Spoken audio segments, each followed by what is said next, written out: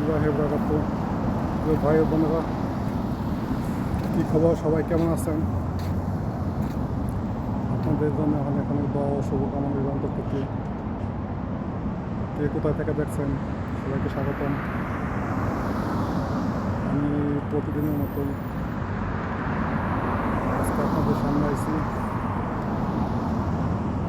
প্রত্যেক রেডিতে আমি উন্নতি বাড়াইছি। আমি রেডির মধ্যে আপনার বুঝুন কাজের সুযোগ একটা কিছু করা যাবে, কথা বলা না, সবাই তাকে চাকরি বাঁচাইতে হবে। সেই উদ্দেশ্যে করে আইসা হয়তো কুয়েত এখন প্রচুর গরম, সেই জন্য বাইরে খোলামেলা জায়গা যাইতে পারি না। না গেলে তো মনে করেন এইভাবে খোলামেলা জায়গা ছাড়া খুঁজে যেতে হবে।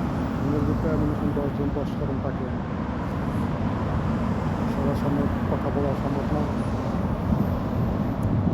কিছু গরম কমুক, তারপরে আপনাদেরকে সাগরের দিকে বা বিভিন্ন দিকে সুন্দর সুন্দর দৃশ্যগুলো বিষয় আপনাদেরকে দেখানো, যাতে আপনারা নিজেও এনজয় করতে পারেন। আমার কাছে দৃশ্যগুলো ভিডিও করতে খুবই ভালো লাগে। ঠিক আছে, এখন দেখেন এখানে দাঁড়ায় রয়েছি, কিন্তু যা গরম আমার কাল দুটো খুবই কষ্ট। এই অবস্থা একটা দেখেন, গরমে বাস্তবতা দেখেন আপনি কোনো বার হয়েছে, প্রচুর গরম। সেই জন্যে কিছু করা সম্ভব না। একটা জামা গায়ে দিলে 5 মিনিটের ভিতরে জামাটা দিয়ে দিলাম।